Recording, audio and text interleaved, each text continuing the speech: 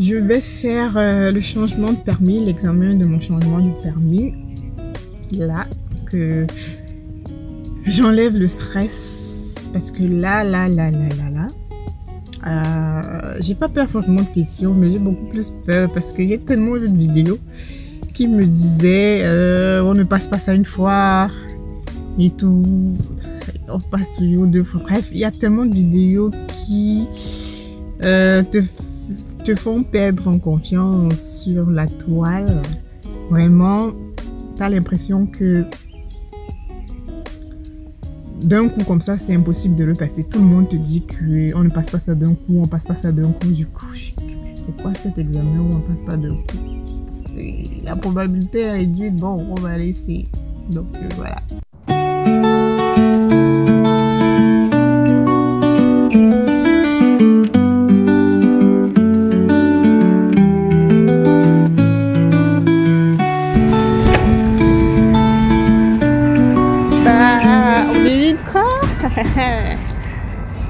Je l'ai passé du premier coup. Voilà. Bon, là, je peux donner mon expérience après avoir passé le test. Je demande juste beaucoup de vigilance, c'est tout. D'être concentré. Déjà, pour moi, je le trouve très facile parce que on donne le temps qu'il faut pour pouvoir répondre aux questions. Tu n'as pas une pression de temps. Donc tu as tout ton temps de réfléchir, de regarder de gauche à droite, d'essayer d'imaginer la scène et tout. Pour moi, ça va quoi.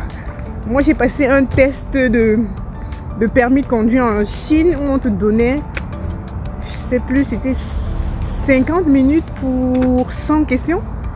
Un truc comme ça. Donc, quand le temps approche et tu as un nombre de questions auxquelles tu dois répondre. Donc, c'est...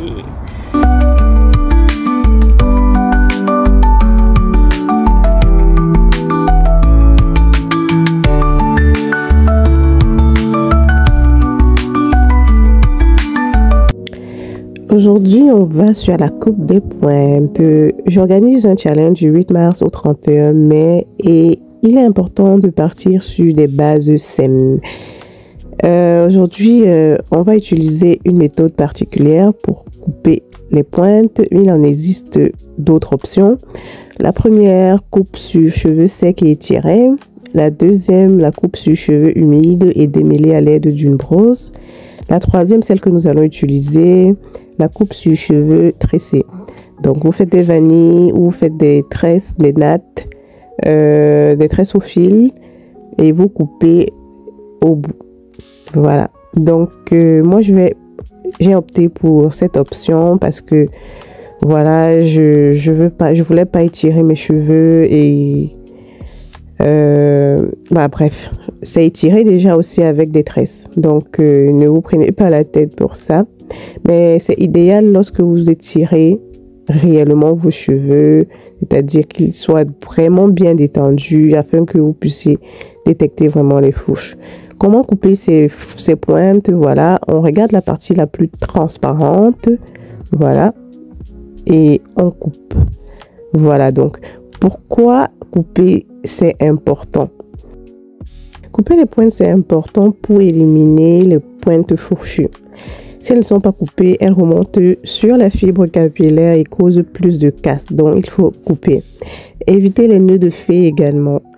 C'est fréquent sur les cheveux crépus à cause de l'emmêlement.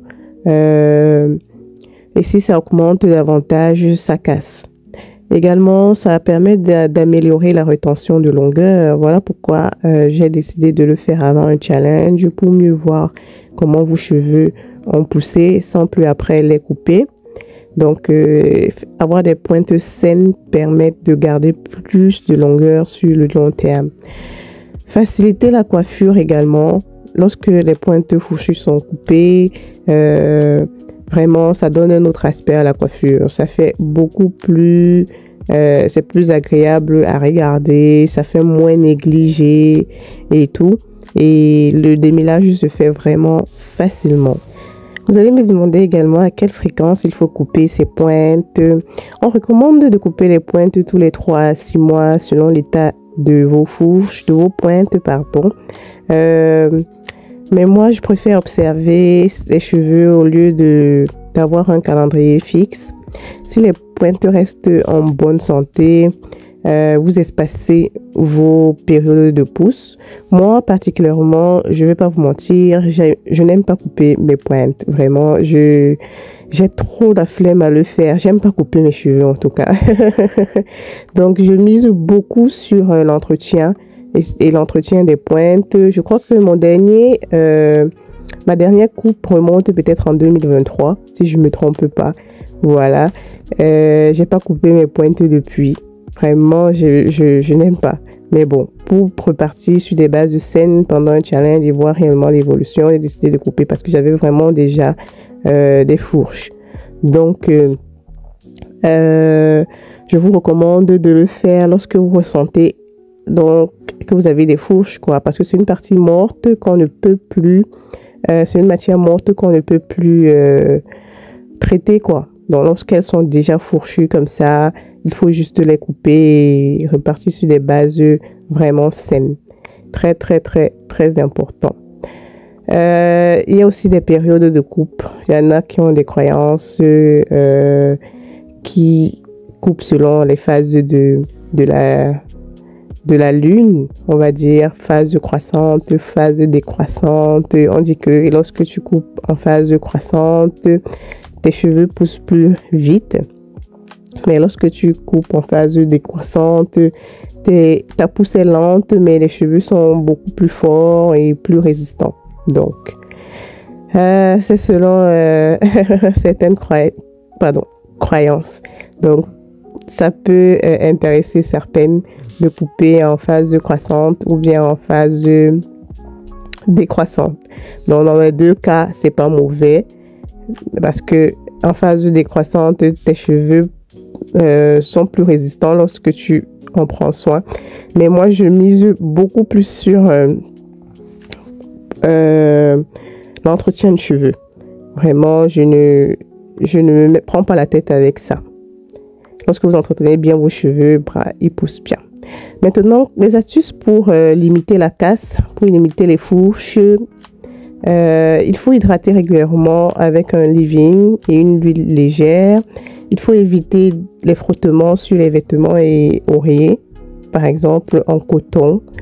Il faut protéger les pointes avec des coiffures basses ou des tresses dans la nuit.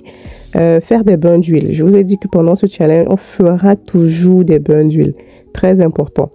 On va faire des bains d'huile pour renforcer la fibre capillaire. Et le tour est joué. Le lendemain, ouais, je vous amène avec moi encore, cette fois-ci, à l'examen pratique. Au début de la vidéo, je vous ai amené il y a quelques mois avec moi à l'examen théorique. Vous savez que au Canada, lorsque vous êtes étranger, vous avez la possibilité de changer votre permis. Si vous avez un permis de plus d'une année, vous avez la possibilité de changer votre permis. Mais vous devez faire l'examen et les deux examens théoriques et pratiques. Donc avant d'y aller, je vais hydrater mes pointes. Je mets vraiment cet accent dessus durant ce challenge. Donc c'est possible de le changer, mais les dates de rendez-vous sont vraiment très espacées. Et c'est possible de le changer une fois que vous arrivez dans les 6 mois. Voilà, si vous dépassez déjà 6 mois sur le territoire, vous allez aller à l'auto-école et refaire entièrement. Là, je suis prête et je pars pour l'examen pratique. Je vous assure que j'avais également peur parce que c'est toujours un examen et on ne sait jamais. Ça fait 13 ans que je conduis. Vraiment, ça fait plus de 13 ans. Bah, ça fait 13 ans, je crois, que je conduis. Mais bon, il y a des moments où on oublie, même après avoir fait le code de la route comme il se doit. Alors que malheureusement, au Cameroun, on ne fait pas vraiment le code de la route. Beaucoup de gens font les permis vraiment à la hâte comme ça. Mais moi, j'avais réellement fait mon auto-école comme il se devait. Donc, j'avais vraiment pas peur. J'avais des bases et tout ce qui va avec. Donc, mais comme tout examen, on échoue ou on passe, quoi. Donc, il y a du succès, il y a de l'échec. Donc, on s'attend toujours à quelque chose. Voilà, on ne sait pas c'est quoi. Est-ce que ça sera bon? Est-ce que ça sera pas bon? Et tout, surtout dans un pays où il faut absolument conduire pour pouvoir s'en sortir. Donc là, je stressais un peu. Et j'ai partagé ces moments avec vous. Pourquoi? Pour vous motiver davantage. Ça vous permet d'avoir la motivation qu'il faut pour vous lancer lorsque vous avez besoin de quelque chose. Ne vous sous-estimez pas. Restez toujours confiant de vos capacités à impacter le monde, à faire de bonnes choses. Donc, beaucoup de gens, beaucoup de natifs sont beaucoup influencés par, voilà, un bonhomme de choses, ce qui freine leur évolution. Donc, elle peine à vraiment s'engager, elle peine à vraiment se décider à prendre enfin soin de vos cheveux. Là, j'avais terminé. J'étais avec le moniteur et voilà, j'ai passé mon examen pratique et voilà quoi. Là, j'avais ma délivrance, mais je vous assure que les coûts sont élevés. Vraiment, les coûts sont élevés. Pour l'examen théorique, j'avais payé, je crois, je sais plus, 25 $, je sais plus trop. Et pour cet examen, je paye 35 frais d'examen et 70 pour le permis. Ouh là là, mais bon. On continue de rester motivé dans tout ce qu'on fait, mes natives. N'hésitez pas de me dire depuis combien de temps vous avez coupé vos pointes. Restez motivés. J'attends vos réactions, en tout cas en commentaire.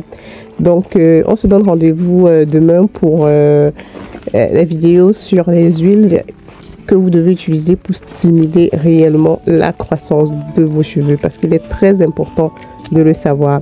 Allez, prenez soin de vous. Bisous, bisous à toutes mes natives.